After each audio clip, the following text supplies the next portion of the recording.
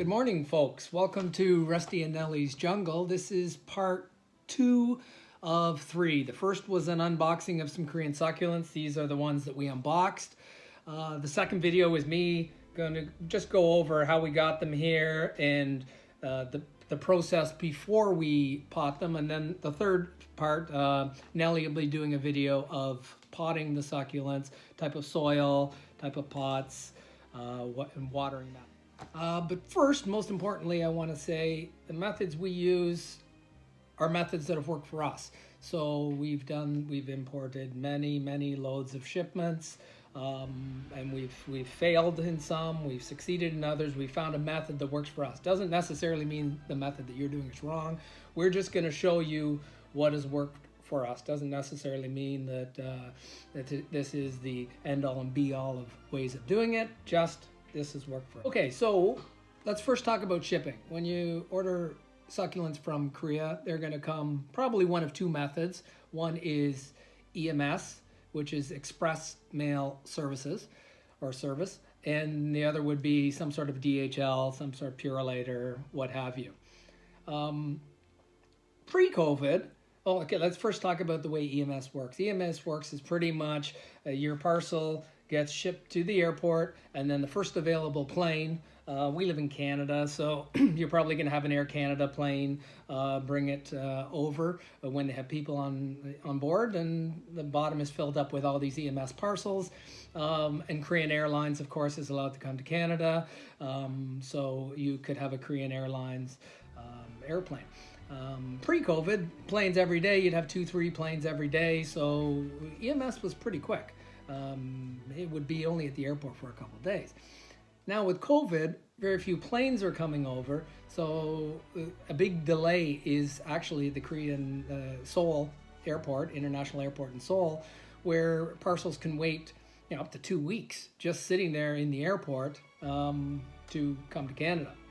DHL is much faster. DHL pretty much the next day it leaves Seoul, Korea, ends up in Cincinnati to the hub, goes through a little customs there, comes up to Canada. So you can probably look at a total turnaround time of about 7 days, give or take. And right now in COVID, and this is November 1st today, so COVID's still going on, and shipments can be, we've had them as quick, EMS as quick as, I think 8 days was the fastest that we've had in COVID, and we've had 30 days. So, it's funny, you hear people that buy stuff and it takes 3 days or 4 days to get there, and they're devastated because they think their plants are dead. Well, these are succulents, and you can see they're in great condition. This shipment was 20 days, and you can see that to me, these are great condition succulents. Okay, so we're going to talk now about which plants to ship when you're with COVID, when you're going to experience these long shipping delays. And let's take a look at this. We have a Echeveria Monroe Orange, big, thick, chunky leaves, perfect succulent to ship when there's long delays. It might eat some of its own leaves on the bottom. You see it's just eating that to stay alive, but the main plant is full. The leaves are hard. There's no issues with a plant like this. Perfect plant to ship. Here's another one here, and these ones have the smaller leaves. So although it looks good, they don't have many leaves, so you're going to have a lot of the smaller leaves. The plant's going to use it to stay alive. So I wouldn't advise as much in this times, unless you use, say, a DHL, to ship a smaller leaf succulent. Stick to the bigger leaf succulent. Next thing to talk about is they become elongated. When they're 20 to 30 days, they're lacking of light. And you can see in this, there's some legginess in the center here.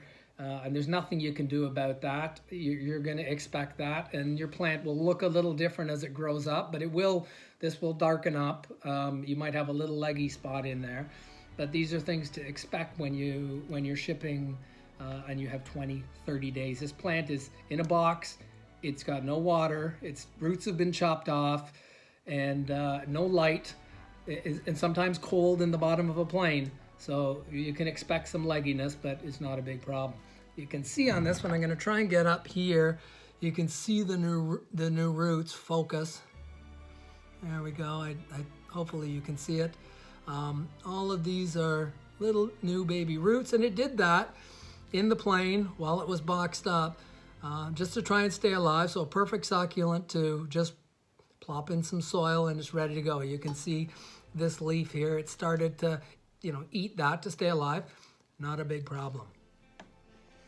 Okay, next thing I'm going to discuss in this video is the Phytosanitary certificate, also known as quarantine certificate. And these are mandatory by American and Canadian governments. And they look something like this. These are certificate, stamped, signed, and it's going to give you the list of the plants on this page right here. It's going to say that they're, well, actually, let's talk about the process. The process is you apply for a Phytosanitary certificate. They separate them from other plants. They are going to remove all the soil that's on them, wash them off. They're going to cut all, this plant would have had probably a root system like this. They're going to cut the roots off. They're going to wash it all down, wash the whole plant down. So it's pretty much just going to be a stub. They're going to leave you a couple roots there, and then they're going to dry them, like air dry them, pretty much put them out on a sieve. They're going to let them dry for 4 or 5 days. So they're inspecting, they're washing, they're making sure there's no bugs. So the most important thing that your country is worried about is soil and what's living in the soil, for that to come and change our ecosystem, some invasive species that they can't see. So that's why they say, hey, no soil, get rid of the soil. And so that's why you get this Phytosanitary certificate. Mine strictly says on there that we cannot have soil, so that's what they've done. And so the process is, it takes about 7 days for them to wash them down, cut the roots off, let them air dry, and then once that's complete, they receive this certificate, and then customs will take a look at this certificate to make sure that everything is what it is. Okay, so let's talk just briefly about customs. So your parcel, it goes from Korea to, if it's DHL, it's going to go to Cincinnati or America, then come back up to Canada. If it is EMS, which is Express Mail Service, it's going to come straight from Korea via Air Canada, via Korean Airlines. Could land in Vancouver and then ship to Toronto. We've got a service in Vancouver for customs, and there's another service of Air Canada. A lot of Air Canadas, they go right to Toronto, and that's where it's going to go through the customs. The customs going to want to make sure that it's live plants, so there are restrictions that we're allowed. So for number one, the Canadian government's put out a list. It's a allowed plant list, and only the plants that you're allowed to import are on this list unless you've asked for an exemption. So make sure that the plants you ask for are on your list. Number two, so customs is going to take a look at it. They're going to make sure that you have an import permit. They're going to make sure you have the Phytosanitary certificate, quarantine certificate, and an invoice. And then they're going to open up, the customs is going to actually physically open up a few. Make sure that there's no soil, make sure that you have those 3 things in order. And if that's good, typically that process is about 3-4 days. And then your items arrive to you. Sometimes you have to pay duty, sometimes you don't have to pay duty. That's however customs looks at it, that's the process. Once we've unboxed them, most of these we've already done this, but you're going to remove, you would have seen the first video, we're going to remove some of the dead leaves, the crusty leaves, and then we're going to process. We're going to actually let these sit for 24 to 48 hours, another air dry, because the box has a lot of moisture, and the succulents, you want their roots to be completely dry when you actually plant them. Now, you may, and this happened to us before, where we've gotten succulents. No, we've got succulents in the mail, and they've been mushy. They've had mold on them. So right off the bat, There's moisture in the box, so all the succulents are going to have too much moisture. So that's why we're going to let them sit. Don't be concerned that it's going to die. No, it's not going to die. This has been 20 some days in the mail, and it's perfectly fine. These things are succulents are they're going to last forever without water. They're very hardy. Okay, so we let them another 24 to 48 hours at least. The succulents that have the mold and the mushy leaves, and you can see there's an issue, we immediately take everything off until it's back to the hard, healthy, thick leaves. So, as long as they're good and hard and healthy, they're good. The mushy, we remove everything. Then we put it in front of a fan. And we leave in front of a fan for maybe 24 to 48 hours. Nelly will spray. We'll spray them with a antifungal spray, and then in front of the fan 24 to 48 hours to make sure it's completely dried out, because if you're going to put that in the soil right off the bat, that plant is dead. So we want it to remove all the mushiness, spray it a couple times with some antifungal, put it in front of a fan, leave it there for 24 48 hours, and we've had pretty much full success when we've done it that way. Before, when we just removed them all and pot them, a week later you'd come to, it's dead. So we don't want that. And now let's just quickly touch on colors of the succulents. You can see we've got some nice color on these succulents. At this monster Echeveria champagne, you can see there's some nice color on there. And the Monroe, some nice color on that. And some people say that, I read a lot of posts that, once I got them, my Korean succulents lost their color. You can't keep Korean succulents with their color. It's only something magical in Korea. Well, I can say it's not true. That's there. I don't want to contradict anyone else, but we've had success. We've had more success where we've gotten plants like this in, and we've been able to turn them totally red and healthy. We're not just sitting there stressing them out, screaming, "Dog, yeah, you're back." No, we haven't done that. We haven't stressed them out, and they're healthy, and they've actually got more color after we've started growing them than before. So yes, you can. We're gonna have lighting videos. We're gonna have watering techniques. That's to come. Right now we're just doing this unboxing video, but we will touch on that, how to keep the colors, how to get more color out of them, and how to keep them healthy. We've seen before on some videos where people have gotten in, say, a succulent like this, and then they've chopped it down. Oh, we'll sell this, we'll sell this, we can make a lot of money, or chop it up into little plants, or hey, what have you in this.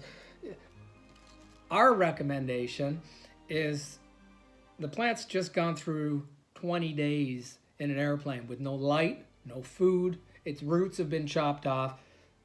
Plant it. Let it establish a root system. You're probably taking, I would say, 2 months, about 2 months. Then it's time to sit down and take a look at, right now we don't sell any succulents. These are all for our private collection.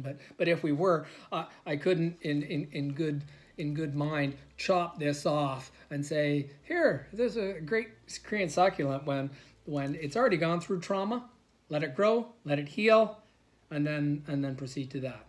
So the last thing that, before, probably a long video so far, but the last thing that I want to talk about just before we get to the next video will be Nelly's on potting, will be the water therapy. A lot of people talk about the water therapy. When they get that, you see them, they have a succulent like this, and they want it to grow the roots and put it in water. We don't do that, but we would if these plants, if this wasn't thick, if these leaves weren't thick and hard, that would mean that when they're thick and hard means it's got lots of water in it. The plant is fine and it's heavy. I can just feel this. It's a big, heavy plant. If it didn't have that, if there was pruning on the leaves, then we would certainly think about a water therapy. I think we've done it a couple times. But in normal cases, the reason we don't do that is because succulents are prone to rot. So you're just giving it that extra opportunity to rot. And why do it when the roots will grow? They just poke this in soil. You'll see Nelly will do a video next, and they will grow. So I don't need it to grow. I'm not like, I need it to grow really fast. We've got lots of time. and avoid that opportunity to present rot to a succulent, because it does work. The water therapy does work, don't get me wrong. It's just only use it in a necessary situation where the succulent is completely dehydrated and needs it. In a normal situation, we don't. So that being said, I'm going to finish this video by just saying, hey, we're going to do a lot of videos here. We're going to explain step by step of what we do for succulents, for tropical plants, indoor gardens, grow lights, outdoor gardens. We're going to have a great channel here. We're going to give you lots of great information.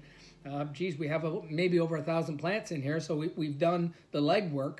And so we'd ask you to subscribe to this channel, and we're going to keep filling it up with good content for hopefully years to come. So I'm going to finish this off, and Nelly will do part 3 to this video. Check it out, to subscribe, and then look at our video list. You'll see part 3, which will be the planting of the succulents, type of soil, type of pot, what have you. So good night. Take care.